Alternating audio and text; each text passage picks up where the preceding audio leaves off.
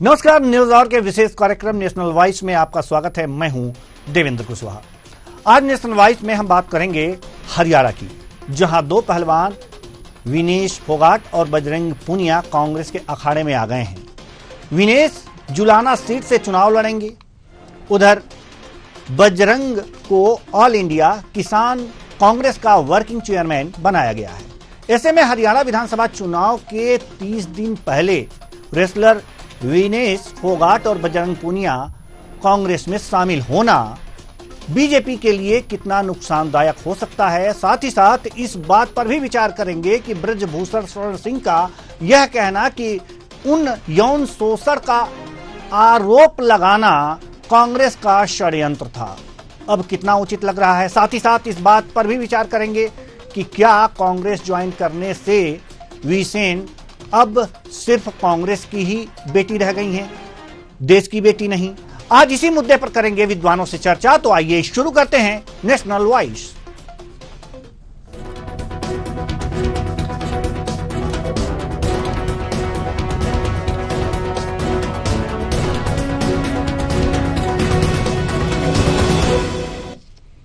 हरियाणा में एक फेज में 5 अक्टूबर को मतदान होगा, 8 अक्टूबर को रिजल्ट आएगा। कांग्रेस में शामिल होने से पहले विनेश और बजरंग ने रेलवे की नौकरी छोड़ दी। दोनों ओएसडी स्पोर्ट्स के पद पर तैनात थे। दोनों पहलवानों का यह त्याग हरियाणा चुनाव में क्या रंग लाएगा, इसका भी करेंगे आकलन विद्वानों के साथ, और जानने की कोशिश करेंगे कि कांग्रेस में शामिल हुए पहलवान कांग्रेस को विधानसभा की कितनी सीटों पर बढ़त दिला सकेंगे। आपको बता दें कि 2019 के विधानसभा चुनाव में बीजेपी 90 सीटों में से 40 सीटें जीतकर सबसे बड़ी पार्टी थी। वहीं कांग्रेस के खाते में मात्र 31 सीटें आई थी, जबकि जेजेपी 10 सीटें लेकर सत्ता की चाबी बनाए हुए थी, यानी अपने पास रखी हुई थी।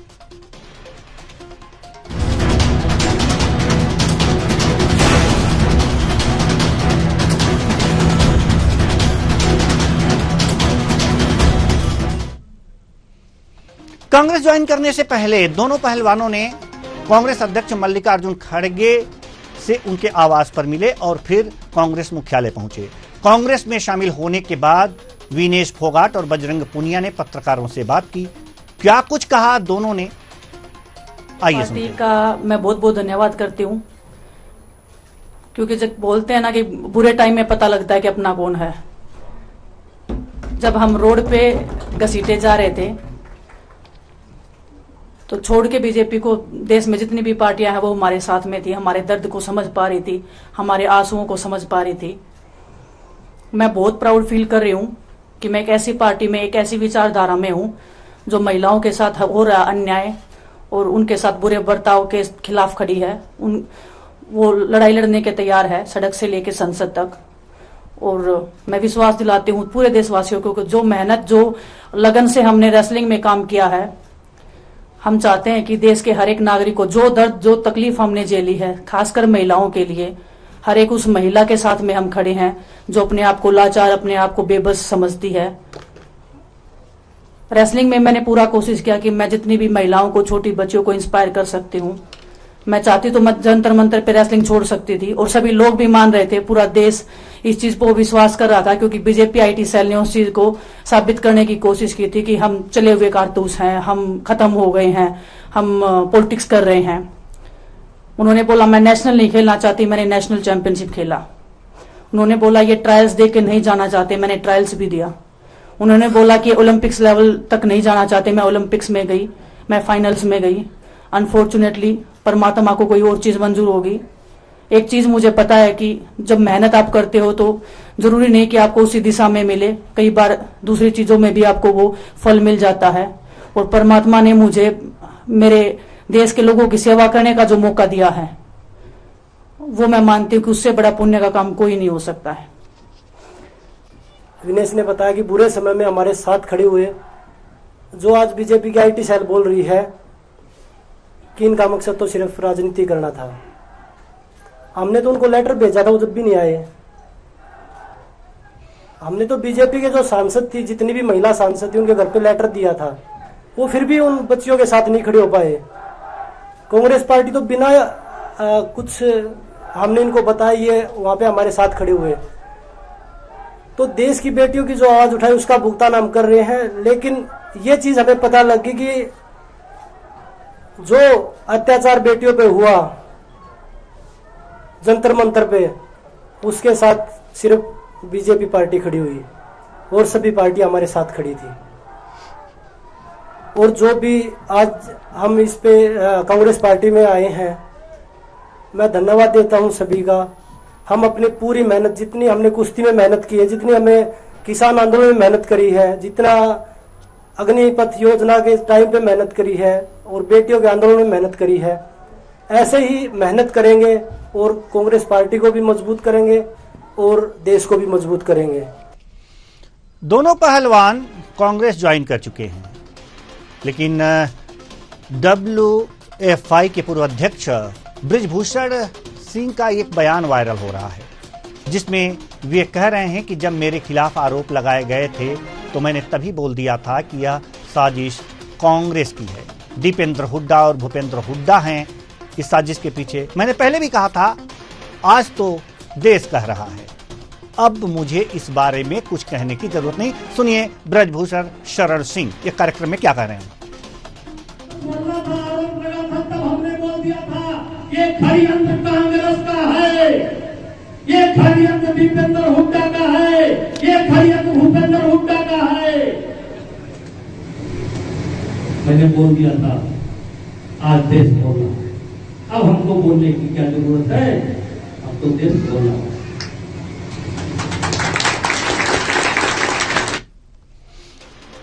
वहीं भाजपा के पूर्व गृह मंत्री अनिल विज ने कहा है कि विनेश फोगाट देश की बेटी से कांग्रेस की बेटी बनना चाहती हैं।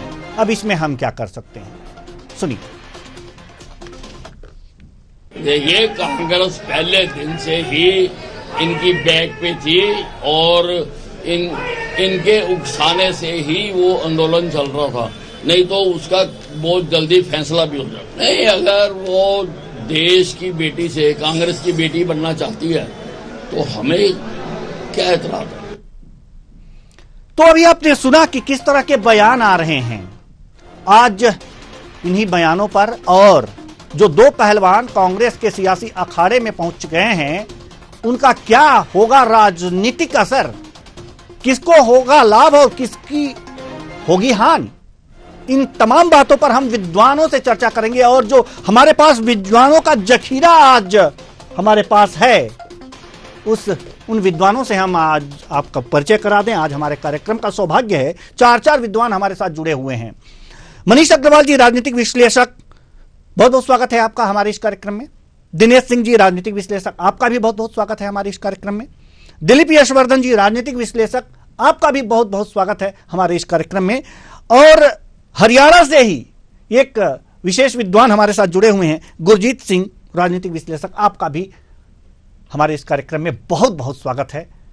चर्चा की शुरुआत करेंगे और इस विचारणीय प्रश्न से कि दो पहलवान कांग्रेस ज्वाइन किए और इस कांग्रेस ज्वाइन करने के बाद तमाम तरह के बयान आ रहे हैं।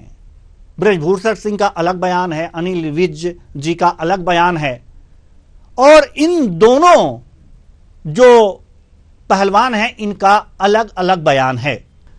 गुरजीत सिंह जी, जो राजनीतिक विश्लेषक हैं, आप हरियाणा से हैं, तो शुरुआत आप ही से करेंगे कि आखिर इस राजनीतिक घटनाक्रम के बाद, बयानबाजी के बाद, आपका आकलन क्या कह रहा है कि इन पहलवानों का कांग्रेस ज्वाइन करना कांग्रेस के लिए कितना फायदेमंद साबित हो सकता है, और क्या बीजेपी को हरियाणा में धक्का लगेगा? जी हाँ, यही लग रहा है कि डेफिनेटली इसका लॉस बीजेपी को होगा। और ये बात ये नहीं है कि इन्होंने कांग्रेस ज्वाइन की या क्यों नहीं की। पिछले काफी समय से हरियाणा क्योंकि किसान, खिलाड़ी और जवान के लिए जाना जाता है, हालांकि पंजाब भी इसी तरह की फ्लेवर रखता है, और ये तीनों को बीजेपी ने न केवल इग्नोर किया, एक तरह से उनके ऊपर अत्याचार किया। चाहे वो किसान आंदोलन में आपने खबरें पहले कवर की हैं, चाहे शंभू बॉर्डर था, चाहे कोई सा भी बॉर्डर था, वहां पे निहत्थे किसानों पर गोलियां चलाई गई और जिसमें अगर फैक्ट सही है तो 700 तक के करीब किसान शहीद हुए। अग्निपथ और अग्निवीर स्कीम जो न तो देश के लिए अच्छी है और ना ही जिन्होंने उसे ज्वाइन करना है उनके लिए अच्छी है, उसे भी हरियाणा के जवानों ने प्रोटेस्ट किया और उनका साथ बहुत उच्च स्तर के जो रिटायर्ड ऑफिसर्स थे जो इस पॉलिसी को बारीकी से समझते थे, उन्होंने भी क्रिटिसाइज किया। लेकिन केंद्र की भाजपा सरकार ने कुछ नहीं सुना और हरियाणा सरकार ने भी केंद्र का ही साथ दिया, अपनी कोई स्टैंड नहीं ली। उसके बाद जब पहलवानों की जो प्रोटेस्ट हुई वो तो बिल्कुल दिल्ली में हमारे प्रधानमंत्री के व्यू पॉइंट में हुई थी। वहां पे भी वही हुआ जो किसानों के साथ हुआ, जो अग्निवीरों के साथ हुआ। तो डेफिनेटली ये तीनों बड़े तबके जो हरियाणा के लिए नहीं पूरे देश के लिए शान की बात है। और अगर हमारे पहलवानों की या खिलाड़ियों की बात करें तो वो तो विश्व में हमारी शान बनते हैं। गोल्ड मेडल तक पहुंचना, चलो किसी वजह से वो ना मिलना, कुछ टेक्निकल कमियां हो सकती है, ये उस खिलाड़ी को कहा गया कि अब उसमें क्षमता नहीं रही कि वो खेल पाएगी, इसलिए कांग्रेस के हाथों राजनीति करने के लिए उतरी। जबकि उसने फिर से दमखम दिखा करके देखा जाए तो गोल्ड मेडल उन्हें मिल ही गया था। अब वहां पे क्या कमियां रही वो भी एक प्रोब का विषय है, क्योंकि इसके साथ एक बहुत बड़ी टीम गई और हरियाणा में ये जनभावना भी गई कि कहीं ना कहीं उस टीम में भी चूक हुई है कि 100 ग्राम का वेट होना ये खिलाड़ी का दायित्व नहीं था, ये तो उसके साथ जो एक्सपर्ट गए होते हैं उन्हें देखना था। लेकिन फिर भी विनेश ने कुछ भी आपत्तिजनक ना देश से बाहर बोला ना वापस आकर बोला। स्वतंत्र देश है, डेमोक्रेसी है, अगर आप एक पहले वाली राजनीति से बिल्कुल और आपको लगता है कि दूसरी पार्टी कुछ चेंज ला सकती है तो इससे राजनीति करना कहना भी कोई खास बात नहीं है। डेमोक्रेसी में राजनीति तो की जाती है, ये तो जहाँ पे ऑटोक्रेसी है वहां पे कह सकते हैं कि राजनीति क्यों कर रहे हैं। तो आई थिंक उनका इसको ज्वाइन करना सही समय पे सही निर्णय है जी, सही समय पे सही निर्णय है। हम आएंगे आपके पास। दिलीप यशवर्धन जी भी हमारे साथ जुड़े हुए हैं, हम इनके पास आना चाहेंगे। दिलीप यशवर्धन जी, सवाल ये है कि कुश्ती में देश का नाम रोशन करने वाले दो पहलवान अब कांग्रेस के सियासी अखाड़े में अपनी पहलवानी दिखाएंगे। कितना नाम ऊंचा कर पाएंगे कांग्रेस का इस हरियाणा चुनाव में? आपका आकलन क्या कहता है? देखिए, कुशवाहा जी दोनों ही पहलवान देश में अपनी अच्छी पहचान रखते हैं और इनकी तरफ लोगों का जो एक सॉफ्ट कॉर्नर जागा, वो जो पीछे धरना प्रदर्शन हुआ, यौन शोषण का इल्जाम लगा, फिर उसके बाद जो सरकार ने उनके साथ किया, न्याय नहीं दिया, उनको खाया, उनके साथ जो भी सो कॉल्ड मीडिया में चला कि उनके साथ अत्याचार किया गया, तो इससे देश के लोगों की सिंपैथी बढ़ी है। और सिंपैथी राजनीति में अगर किसी व्यक्ति के प्रति सिंपैथी बन जाती है, किसी सिचुएशन के प्रति सिंपैथी बन जाती है, तो वो सिंपैथी आगे चलकर वोट बैंक में कन्वर्ट हो जाती है। कांग्रेस ने इसी मौके का फायदा उठाने के लिए इन दोनों लोगों को अपनी पार्टी में ज्वाइन कराया है और इससे डेफिनेटली कांग्रेस जो चुनाव होने वाला है हरियाणा का, उस चुनावी समीकरण में फर्क पड़ेगा, क्योंकि दोनों बड़ी पर्सनालिटी हैं और यहाँ पर वो जब अपनी स्पीच देंगे, अपनी जब जनसभाओं को संपर्क करेंगे, तो जाहिर सी बात है कि जो वास्तविकता में उनके साथ हुआ था धरना प्रदर्शन के समय, वो सारी क्लिपिंग्स मीडिया में भी मौजूद है, पेपरों में भी छपा था, हर तरह छपा था। तो जनता सिर्फ उतना देखेगी, उसके पीछे का सत्य क्या था, गलत क्या था, यौन शोषण हुआ था, नहीं हुआ था, इल्जाम गलत लगा था, सही लगा था, ये सारी कानूनी जांच का विषय है। लेकिन जनता का जो समर्थन है वो इन दोनों खिलाड़ियों के प्रति बढ़ेगा और भारतीय जनता पार्टी के लिए थोड़ा सा मुश्किल जरूर होगा इन दोनों के चुनाव में उतरने से। चलिए, हमारे साथ दिनेश सिंह जी हैं और राजनीतिक विश्लेषक हैं आप। सिंपैथी, दिलीप यशवर्धन जी का कहना है कि जो सिंपैथी जगी है इन पहलवानों के प्रति, उसका लाभ चुनाव में मिलेगा। आपको क्या लगता है? जी कुशवाहा जी, आप सभी को मेरा प्रणाम। देखिए, सिंपैथी जहां तक बचे थे तो सिंपैथी तब तक थी, मतलब देखिए एक सिक्के के जैसे दो पहलू होते हैं और किस तरफ से उसको क्या कहा, मतलब किस तरफ टॉस करके रखा जाए या किस तरफ से मतलब कौन कौन सी दिशा में रखा जाए, तो उससे देखिए आगे की चीजें जो है वो उस पर डिपेंड करती हैं। तो देखिए अभी जैसे सबसे बड़ी बात ये थी कि इससे पृष्ठभूमि में जाना पड़ेगा सबसे पहले कि ये शुरुआत कहाँ से हुई, क्यों हुई और कैसे हुआ। तो देखिए जैसे कि रेसलिंग फेडरेशन का जो चुनाव था, तो चुनाव के अंदर दीपेंद्र हुड्डा और ब्रजभूषण सिंह जो है वो आमने सामने थे, और उसके बाद में जैसे कि वहां पर जो चुनाव हुआ तो चुनाव मान के चलें कि 3:47 जैसे कि रेशो के साथ थे और दीपेंद्र हुड्डा जो है वो चुनाव लूज कर जाते हैं। उसके बाद में इन्होंने एक तरह से जैसे कि मतलब अब जब तक इन्होंने चुनाव नहीं लड़ने का फैसला किया था या टिकट नहीं मिली थी या जैसे कि बजरंग जो पुनिया जो है वो उनको अपना पदाधिकारी जब तक कांग्रेस नहीं, तब तक देखिए सिंपैथी कहानी अलग थी। लेकिन जब इन्होंने पदभार ग्रहण कर लिया और उसके बाद में उससे पहले जो टिकट उनको दी गई जुलाना से विनेश को, तो उसके बाद देखिए सिर्फ एक कांग्रेस के कार्यकर्ता तक सीमित रह गया मामला। तो उसके बाद में कोई किस तरह की सिंपैथी है वो चीज पहले उसका एक तरह से राजनेता के तौर पर उनको देखा जाएगा। और किसी तरह के जैसे वहां का कैंडिडेट अगर कमजोर होगा, जैसे जुलाना से अगर कैंडिडेट कमजोर होता है और उसकी लोकप्रियता अगर विनेश से अगर कम होती है तब देखिए फर्क पड़ेगा।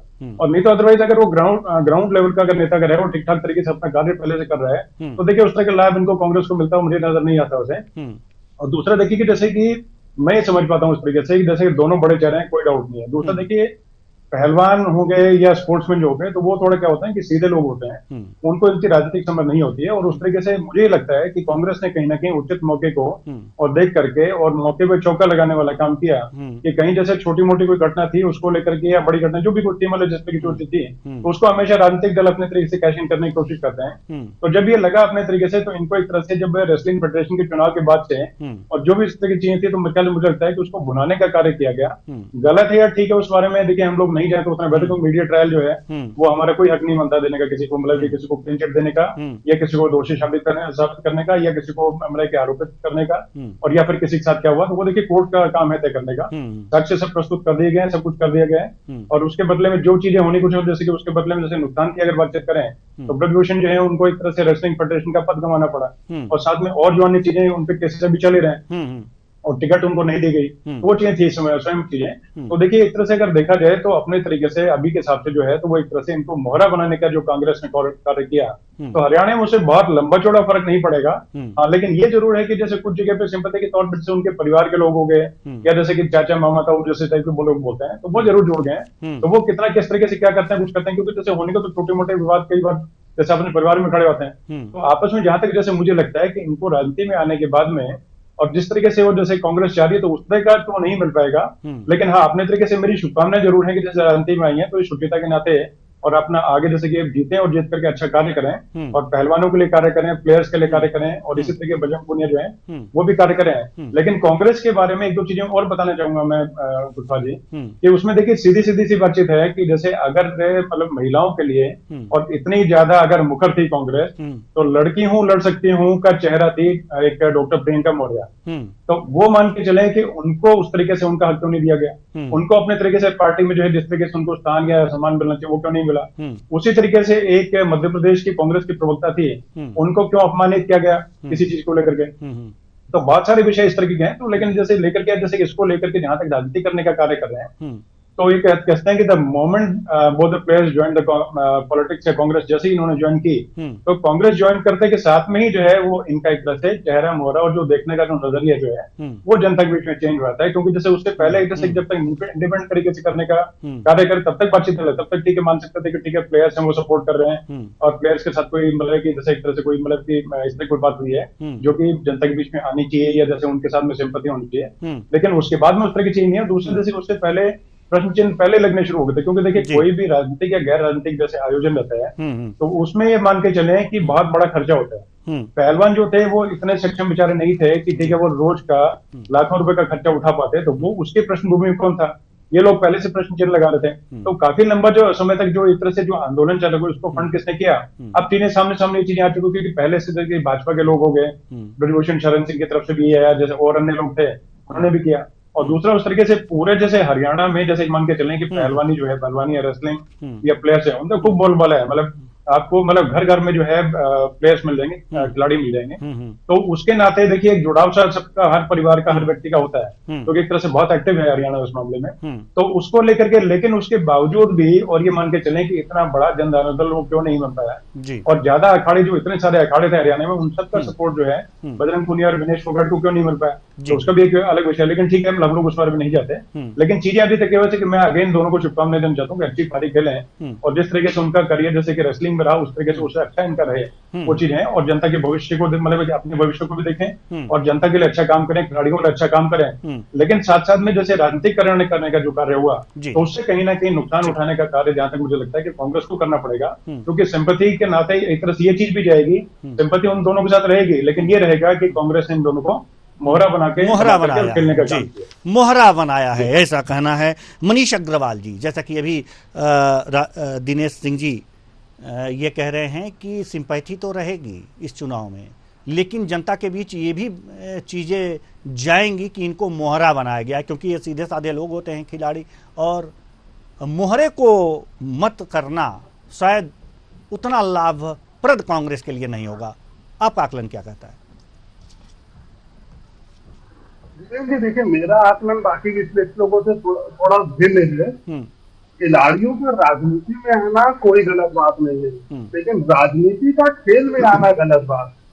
जैसे आप देख रहे हैं ना, एक बैकग्राउंड, एक समीकरण बनाया गया राजनीति में आने के लिए। इसका मैं आपको एक उदाहरण देता हूँ। अभी जब फोगाट जी पेरिस ओलंपिक से लौटी थी, तो दीपेंद्र हुड्डा जी उन्हें रिसीव करने गए थे और एक राजनीतिक वेलकम हुआ था। क्या मनु भाकर जी का अचीवमेंट कम था? उनके लिए ऐसा राजनीतिक वेलकम क्यों नहीं हुआ? कांग्रेस ने क्यों नहीं करा? वो भी एक महिला, उन्होंने 2 मेडल जीते थे। तो जब आप ये कैटेगराइजेशन करते हैं ना कि हम किसको आगे बढ़ाएंगे, किसको नहीं बढ़ाएंगे, वहां से आपकी मंशा क्लियर हो जाती है कि आप करना क्या चाहते हैं। मुझे आज भी उम्मीद है कि फोगाट जी जब इसमें आएंगे चुनाव में, जैसा वो अभी कह रही थी अपने प्रारंभिक उद्बोधन में कि वो महिलाओं के विषय उठाएंगे, तो मैं चाहता हूं कि जैसे बंगाल का एक ज्वलंत इश्यू है, क्या वो उस पर अपनी एक टिप्पणी देंगी? अगर राजनीति इस तरीके से होने लगेगी सेलेक्टिव करके कि कौन सा खिलाड़ी हमारे लिए फायदेमंद है, कौन सा खिलाड़ी नहीं है, तो आगे ही स्पोर्ट्स के लिए मुझे लगता है उतना अच्छी प्रक्रिया का बनना नहीं होगा। खिलाड़ियों को खिलाड़ी के परिवेश से खेलना चाहिए। अगर खिलाड़ी खेल में रहते हुए राजनीति करेंगे तो और खिलाड़ियों की वो हित में नहीं होगा। क्या हरियाणा में और लोग मेडल जीत के नहीं आए थे पेरिस ओलंपिक से? क्या सबका कांग्रेस ने ऐसे ही स्वागत करा एयरपोर्ट पे जाके? नहीं करा। तो ये सेलेक्टिव परिभाषा क्यों अपनाई जाती है? आप इन्हें राजनीति में ज्वाइन कराते हो इलेक्शन के वक्त, आप इनका यूज करो, आप इनकी तरफ से सिंपैथी के वोट भी लो, लेकिन आपको मालूम होगा दिनेश जी, भारत की राजनीति में बहुत सी महिला और पुरुष मुख्यमंत्री रहते हुए चुनाव हारे हैं। भारत की राजनीति में जनता को समझना बहुत मुश्किल है कि जनता इसको किस परिपेक्ष में लेती है, कि आपने खेल के प्रति क्या जस्टिस करा। और मुझे तो ये लगता है कि इनको ब्रजभूषण शरण सिंह जैसा बोल रहे हैं, देश में अगर निर्णय आता है और ब्रजभूषण शरण सिंह के पक्ष में आता है, तो क्या ये सारा समुदाय उनसे माफी मांगेगा? तब ये जस्टिफाइड होगा कि ऐसा क्यों करा गया था? जैसे अभी मेरे पूर्व प्रवक्ता कह रहे थे कि जो जंतर मंतर पे प्रदर्शन वगैरह हुआ, वो एक सोची समझी स्ट्रैटेजी मानी जाती है। हर खिलाड़ी वहां जाके प्रदर्शन नहीं कर सकता। हरियाणा के सारे खिलाड़ियों ने, इवन कुश्ती के भी सारे खिलाड़ियों ने उस प्रदर्शन का समर्थन नहीं करा था। तो हमें कहीं ना कहीं ये देखना होगा कि देश में राजनीति में सबको आने का अधिकार है। कहीं तो मैं और आप चाहें तो हम आपकी राजनीति में आ सकते हैं, लेकिन हम उसके पीछे की जो वर्किंग करते हैं, हम जनता के पास जब जाते हैं तो हमें अपनी सारी बातें समझानी पड़ेंगी कि हमारा उद्देश्य क्या था, हमने ऐसे क्यों करा। क्या आज भी ये अपने उसी बयान पे कायम है जो प्रदर्शन इन्होंने करा था? उनको हो सकता है ये चुनाव में जीत के विधायक बन जाए, कांग्रेस की सरकार आ जाए तो मंत्री बन जाए, तब भी ये उसी मुद्दे पे वैसे ही कायम रहते हैं। और अगर उसका निर्णय इनके फेवर में नहीं आता तो सार्वजनिक रूप से ही कैसे उसको लेंगे, कैसे जनता को ये मैसेज देंगे, ये सब सोचने का विषय है। क्योंकि मुझे ये लगता है कि एक प्री प्लान स्ट्रैटेजी थी, इंतजार करा जा रहा था कि हरियाणा का चुनाव आएगा तब ऐसा कोई एक्शन लिया जाएगा। अब आगे ये लोग खिलाड़ियों के हित में क्या काम करते हैं, जैसे बजरंग जी ने किसान सेल की उन्हें जिम्मेदारी दी गई है, तो किसानों के हित में वो क्या काम करते हैं ये लॉन्गर टर्म में देखा जाएगा, क्योंकि एमएसपी की डिमांड कोई आज से नहीं है। जिस कांग्रेस में आज वो गए उसने 55 साल इस देश में शासन करा है, तब ये एमएसपी पे बातें क्यों नहीं, तब ये चीजें क्यों नहीं करी गई, ये भी देखने योग्य विषय है। आगे चल के जब राजनीति आगे बढ़ेगी, चुनाव के निर्णय आएंगे, सरकार किसी की भी बने, लेकिन खिलाड़ियों के प्रति एक मापदंड जो है राजनीतिक पार्टियों का अलग रहना चाहिए, ऐसे मेरी पर्सनल राय है। खिलाड़ियों को खेल से जो सहयोग है, पहला प्राथमिकता उनकी खेल होना चाहिए, क्योंकि वो आगे के भविष्य के बच्चों के लिए, हजारों बच्चों के लिए वो उदाहरण है। आज हजारों बच्चे क्या देख रहे होंगे कि हम ये चीज करने जाएंगे, उसके बाद हमें पॉलिटिशियन भी बनना है, क्या नेता भी बनना है, ये चीजें आगे की विचार विमर्श में क्लियर होंगी। जी बिल्कुल। अब पुनः हम गुरजीत सिंह जी के पास आएंगे, लेकिन इससे पहले हम ब्रजभूषण शरण सिंह का वो वायरल बयान आपको सुनवाना चाहेंगे अपने पूरे मेहमानों को। पीसीआर से निवेदन करेंगे कि ब्रजभूषण शरण सिंह का वो जो एम्बियंस है, क्योंकि हमको जब बोलना था, आरोप लगा था, तब हमने बोल दिया था ये षड्यंत्र कांग्रेस का है, ये षड्यंत्र दीपेंद्र हुड्डा का है, ये षड्यंत्र भूपेंद्र हुड्डा का है। मैंने बोल दिया था, आज देश बोल रहा है। अब हमको बोलने की क्या जरूरत है, अब तो देश बोल रहा है। तो ये ब्रजभूषण शरण सिंह, इनकी भी बात हो रही थी। इन दोनों खिलाड़ियों का कांग्रेस ज्वाइन करना और ब्रजभूषण शरण सिंह का पहले से ही ये बातें कह रहे हैं कि ये कांग्रेस का षड्यंत्र है, कांग्रेस का षड्यंत्र है। अब ये कह रहे हैं कि अब हम क्या कहें, अब हम क्या कहें, ये सारा देश देख रहा है। गुरजीत सिंह जी, क्या लगता है आपको कि कहीं ना कहीं ब्रजभूषण शरण सिंह की बातें भी लोगों के ध्यान में जाएंगी? जो फैसला आएगा वो तो अलग की बात है, लेकिन इस चुनाव में इनकी बातें भी डिस्कस की जाएंगी, जो कांग्रेस के लिए हानिकारक साबित हो सकता है। जी हाँ, देखिए, आरोप प्रत्यारोप तो लगने ही होते हैं। अपोजिशन ने भी कुछ बोलना है, जो कॉन्टेस्टेंट है उन्होंने भी बोलना है, लेकिन अगर ब्रजभूषण शरण सिंह की बात करें तो हरियाणा में वो पॉपुलर नहीं है। उनकी बात को इससे नहीं माना जाता कि वो खुद ही एक एजेंडा के तहत चल रहे हैं, और वो एक मंजे हुए पॉलिटिशियन है। वो 6 बार एमपी बने हैं और रेसलिंग एसोसिएशन के प्रधान हुए हैं, उसके बाद अब उनका बेटा शायद एमपी बना है। तो ये तो देखिए, कोई भी पार्टी को ये भी स्वतंत्रता है कि दूसरी पार्टी के जो भी कंटेस्टेंट है उनको ये कहना कि ये ऐसा कर रहे हैं, वैसा कर रहे हैं। ये दायित्व जरूर होगा अगर विनेश जीतती है और उसकी जो अडॉप्टेड पार्टी है उसकी सरकार बनती है, उसका हिस्सा होने के बाद वो खिलाड़ियों के लिए कम से कम स्टेट लेवल पर क्या सुधार लेकर आती है, क्या फैसिलिटीज लेकर आती है। बिल्कुल ठीक इसी प्रकार पिछली सरकार में भी संदीप सिंह जो हॉकी के कैप्टन रहे हैं, उन्हें गवर्नमेंट हिस्सा भी बनाया गया और वो जीत कर भी आए। तो क्या उस टाइम उन्हें मोहरा नहीं बनाया गया था? तो ये मोहरा किसी को कह देना ये भी इजी पॉलिटिक्स है। लेकिन अगर आप विदेशों की बात भी देखें तो टेक्निकल साइड के लोग राजनीति में आते हैं और उन मिनिस्ट्रियों को संभालते हैं क्योंकि उन्हें उसकी समझ होती है। और इंडिया में, भारत में भी ऐसा ही है। अगर हमारा हेल्थ मिनिस्टर कोई डॉक्टर हो तो निश्चित रूप से वो बेहतर होगा। अगर कोई स्पोर्ट्स फील्ड से हो तो वो किसी भी और पढ़े लिखे किसी भी पढ़ा लिखा हो उससे बेहतर समझेगा। इसी प्रकार फाइनेंस में हम पूरी जगह देखते हैं कि फाइनेंस के एक्सपर्ट किए जाते हैं।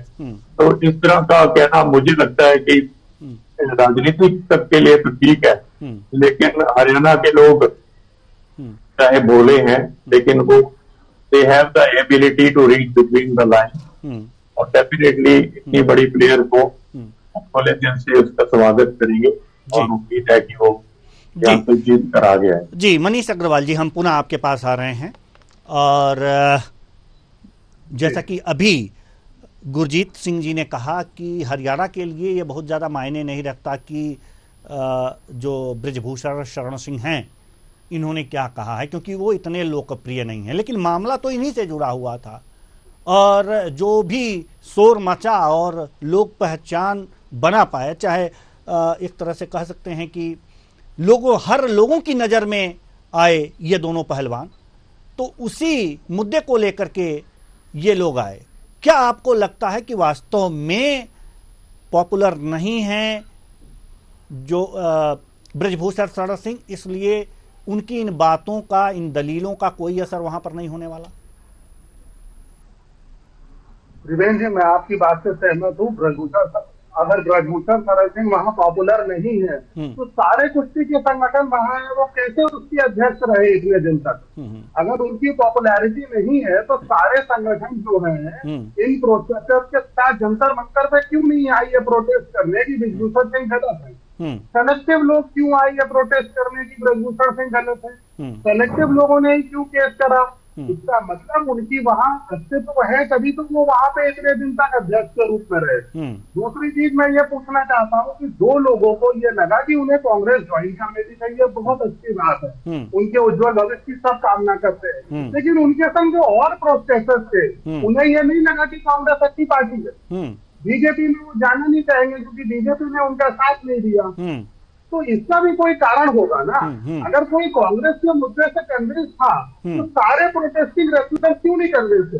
कांग्रेस ने रेसलर का, कांग्रेस ने राजनीति का तो साथ दिया नहीं। आज भी रेसलर्स जिन्होंने ज्वाइन करा वो भी ये कहते हैं कि कांग्रेस ने हमारा बुरे समय में साथ दिया, इसलिए आज हम उनकी विचारधारा से जुड़ रहे हैं। तो इसका मतलब कांग्रेस ने यही दो रेसलर का साथ दिया, बाकी रेसलर का साथ नहीं दिया।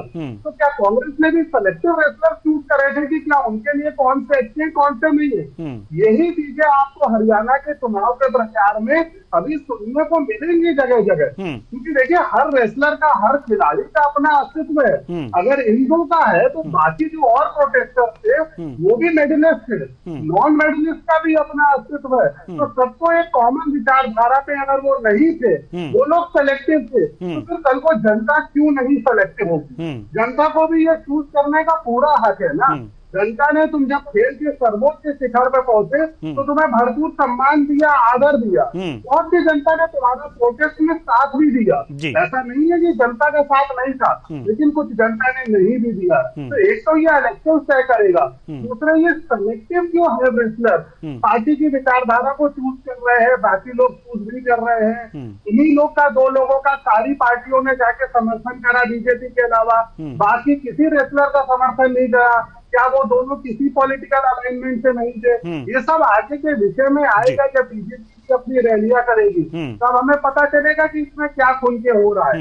रेसलरों ने कांग्रेस ज्वाइन करी, आप स्वागत करते हैं, उम्मीद हमारी वो चुनाव जीते, उसका भविष्य उज्जवल है, लेकिन आगे के स्पोर्ट्स पर्सन के लिए क्या मैसेज है, ये डेलिब्रेशन का विषय हमेशा रहेगा। जी बिल्कुल बिल्कुल। दिनेश सिंह जी, हम आपके पास आना चाहेंगे। दिनेश सिंह जी, सवाल वही है कि वास्तव में आपका आकलन क्या कहता है कि जो बृजभूषण शरण सिंह हैं, इनकी जो बातें हैं, इनकी जो दलीलें हैं, वो हरियाणा में ज्यादा प्रभाव नहीं डाल पाएंगी?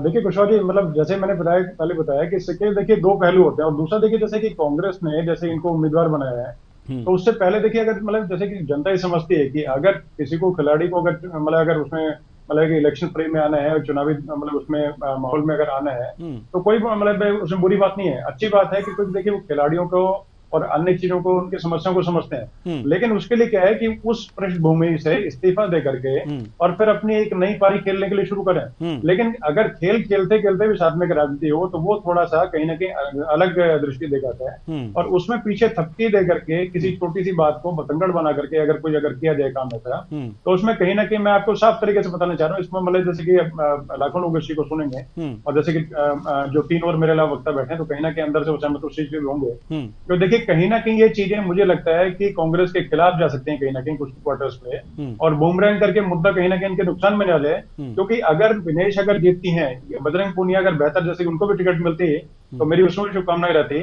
और अगर दोनों अगर जीतते तो इसमें कांग्रेस का कोई लेना देना नहीं है। मैं साफ तौर पर बता रहा हूँ, तो मतलब इनकी लोकप्रियता इतनी अच्छी है वहां पे से कि अगर ये दोनों अगर निर्दलीय लड़ते तो मैं कह रहा हूँ कि मतलब सामने वाले के जमाने जब तो आती जब किसी पार्टी कुछ भी होता है। लेकिन कांग्रेस का ठप्पा लगने के बाद में, कांग्रेस के स्टैंप लगने के बाद में और कुछ प्रतिशत जो वोट है इनके कटेंगे। अब जैसे आते हैं ब्रजभूषण शरण सिंह की बात पे आते हैं, तो ब्रजभूषण शरण सिंह के बारे में जैसे इन्होंने मांगे उठाई थी कि एफआईआर होनी चाहिए, तो तुरंत जैसे कि मान के चले मुझे समझ कि पूरे घटनाक्रम मेरी नजर थी उस टाइम पर पूरे तरीके से मुझे अच्छी तरह सब चीज बताया कि 12 बजे 1 बजे भी अनुराग ठाकुर जो है वो इन खिलाड़ियों से मिलते थे, बैठ के बातचीत, प्रधानमंत्री स्वयं जो है हस्तक्षेप करते थे हर चीज में, और प्रधानमंत्री ने स्वयं लेकर के एक एक बातचीत को समझा और सब बातें सारी की, और अनुराग ठाकुर के निर्देशित बार बार किया जाता था हर चीज के बारे में जो इनकी मांगे होती थी, तो उसमें जो ये चाहते थे उसी के अनुकूल चीजें सारी बनाने की कोशिश की। लेकिन बाद में कांग्रेस को लगा भाई ठीक है, इससे तो हमारा कुछ फायदा हो नहीं रहा, खिलाड़ियों का फायदा तो हो रहा है लेकिन हमारा फायदा नहीं है, तो फिर दोबारा इनको पर आगे उकसा गया। तो चीजें इसीलिए मैंने बोला कि सीधे साधे लोग हैं, इनको बेचारों को जैसे जो इनको उकसा करके मोहरा बनाने का कार्य किया कि ये उल्टा ही जाएगा लॉन्ग टर्म में, लॉन्ग रन में, और इनको कांग्रेस को नुकसान देके जाएगा। ब्रजभूषण शरण सिंह जो है तो उन्होंने पहले से मतलब अपने तरीके से पहले से बोलते रहे कि अपने तरीके से भी कहीं ना कहीं कुछ मुझे नजर आता है कि जो चुनाव रेसलिंग फेडरेशन का चुनाव था जिसमें कि दीपेंद्र हुड्डा जो है लूज कर गए थे, तो मतलब है कि उसमें सफल नहीं हो पाए थे, तो उसके बाद से एक तरह से इन्होंने अपने यहाँ से और कुछ लोगों को चिन्हित करके, और मुझे लगता है कि रणनीति वहीं से बना करके करनी शुरू कर, यही जनता के बीच मैसेज जो है वो गया। और अगर ये ज्वाइन अगर कांग्रेस नहीं करती, इंडिपेंडेंट तरीके से करती रहती है विनेश या बजरंग पुनिया, तो देखिए अलग चीज थी, तो कहीं ना कहीं खिलाफ मतलब 100% होता था, तब कहीं ना कहीं जो है सिंपैथी का वोट जो है कांग्रेस की तरफ कुछ जाता है या आम आदमी पार्टी की तरफ जाता है और भाजपा को नुकसान हो सकता था। लेकिन Congress the moment they join the Congress, तो उसके बाद से मान के चलें कि कहीं ना कहीं नुकसान जो है कांग्रेस को उससे होगा, ये 100% है, इसमें कोई दो राय वाली बात नहीं है। और हमेशा मैं मानता हूं कि जो खेल है उससे राजनीति को हमेशा परे रहना चाहिए, क्योंकि उससे खिलाड़ियों का नुकसान ही होता है, क्योंकि उससे एक सीमित जो मतलब जो वर्ग होता है, जैसे मतलब जो पॉलिटिक्स में है और जो पॉलिटिक्स उसमें कर रहे हैं, राजनीति कर रहे हैं, तो सिर्फ उनका फायदा हुआ या एक उनके आसपास जो गिर जैसे एक तरह से उनकी जो कोटरी करें या उनकी आपस का जो ग्रुप हो गया उसको हो गया, बाकी सबको कहीं ना कहीं उसका खामियाजा उठाना पड़ता है। और एक चीज और अन्य मतलब आपकी इजाजत से उठाना चाहूंगा इसमें कि झारखंड में और 1-2 प्लेयर्स थे जिनके साथ में कहीं ना कहीं वहां पर अपने तरीके से और कुछ गड़बड़ियां हुई, तो उसके बाद में उस चीज को लेकर के कांग्रेस ने क्यों उठाने का कार्य किया, क्यों कांग्रेस उसके पीछे नहीं गई, क्योंकि वहां पर इनके अलायंस पार्टनर्स हैं वहां पर उस तरीके से लेकर के, या अन्य किसी के जैसे महिलाओं के खिलाफ कुछ अगर कोई चीज है तो वहां पर क्यों नहीं उठाने का, अगर आपने करना पैंट देकर करने का काम करिए। लेकिन कृपा करके मुझे लगता है कि किसी भी पार्टी को, चाहे वो कांग्रेस हो चाहे अन्य कोई पार्टी हो, खिलाड़ियों के साथ में मोहरा बनाने का कार्य हो, खिलाड़ी जो सीधे साधे व्यक्ति के कार्य होते हैं, इनको राजनीतिक समझ नहीं होती, और उनको जैसे समझाया था तो उसी तरीके से, क्योंकि उनका सारा जीवन बचपन से लेकर के छोटी उम्र से जो है खेल खेलना शुरू करते हैं, तो उसके बाद में इनको जैसे एक तरह से जो मतलब है कि एक्चुअल जैसे जो स्थिति है कि मतलब कि जो जैसे कि हमारे बाहरी दुनिया, तो उसके बारे में इतनी जानकारी नहीं होती है, तो उसका लाभ लेने का कार्य किया गया, और कहीं ना कहीं जो है इसका खामियाजा कांग्रेस को भुगतना पड़ेगा। ये 100% पहले बोल चुका हूँ और दोबारा फिर इस चीज का रिपीट करके बता रहा हूँ। और कहीं ना कहीं इनको देखना चाहिए था कि अपने तरीके से करके कि सिर्फ जो है जनता की भलाई के लिए कार्य करते हैं, और दोबारा फिर उसके बाद में तभी चीजें मतलब उनकी कामयाब होती है, बाकी अदरवाइज अभी के हिसाब से और आपस की अपनी खुद की इनकी गुटबाजी जो है वो कहीं ना कहीं नुकसानमंद काम करेगी। जी जी, दिलीप यशवर्धन जी, हम आपके पास आना चाहेंगे। एक अंतिम सवाल हम आपसे करना चाहते हैं कि जैसा कि अभी दिनेश सिंह जी ने कहा कि अगर ये लोग कांग्रेस ज्वाइन ना करके निर्दलीय चुनाव लड़ते तो ज्यादा फायदे में रहते, क्या लगता है आपको? दिनेश जी के स्टेटमेंट का पूरा सम्मान है, लेकिन राजनीति में निर्दलीय तब बहुत ज्यादा प्रभावी होता है जब वो शुरू से राजनीति में जुड़ा हो, जनता के बीच गया हो, जनता की बातों को समझता हो, जनता की गलियों में घूमा हो, जनता के साथ उसका वन-टू-वन रूबरू हो। ऐसे हैं निर्दलीय लोग। राजनीति में आपकी फेम और आपका जनता से जुड़ाव, ये दो अलग चीजें होती हैं। ये दोनों पर्सनालिटीज फेम में हैं, पूरा देश इनको जानता है, लेकिन इनकी कनेक्टिविटी जनता के साथ नहीं है, एज ए प्लेयर जाना जाता है। तो अगर ये इंडिविजुअल लड़ते तो मुझे नहीं लगता है कि बहुत कमाल कर पाएंगे, बल्कि पार्टी के साथ जुड़ने से इनके जो अपने पर्सनल इन्फ्लुएंस से वोट आएंगे वो, पार्टी का कैडर वोट आएगा वो, और पार्टी को एक मुद्दा बनाने का मौका मिलेगा। क्योंकि अगर इंडिविजुअली लड़ते तो ना कांग्रेस इनका समर्थन करती और बाकी पार्टी इनके अलग होती, तो मुझे लगता है कि निर्दलीय लड़के बहुत फायदा नहीं होता। दिनेश जी का अपना आकलन है, उसका पूरा सम्मान है, लेकिन मेरा ये मानना है कि पार्टी के साथ लड़ रहे हैं, इनको फायदा होगा और बीजेपी को 100% नुकसान होगा। बीजेपी को 100% नुकसान होगा, लेकिन जो मत भिन्नता है और इसी मत भिन्नता में यह भी छुपा हुआ है कि आखिर इनका राजनीतिक कैरियर शुरू हो रहा है। अब चूंकि समय नहीं है, नहीं तो इस चर्चा को और आगे बढ़ाते। बहुत बहुत धन्यवाद सभी मेहमानों का, सभी विद्वानों का। आप आए और अपने अपने विचार इस विषय पर साझा किए। तो कुल मिलाकर के देखा जा सकता है कि सियासी अखाड़ा जो है उसमें कांग्रेस में पहलवान आ गए हैं सियासी अखाड़े की कुश्ती लड़ने की, और इस कुश्ती में कौन विजयी होगा इस पर भिन्न विद्वानों के भिन्न भिन्न मत हैं और सबके अपने अपने सटीक तर्क भी हैं, लेकिन अंतिम निर्णय तो जनता करेगी। अब यह देखना होगा कि इस चुनाव में इन पहलवानों के साथ जनता क्या करती है। फिलहाल इस कार्यक्रम में इतना ही। मुझे दीजिए इजाजत। नमस्कार।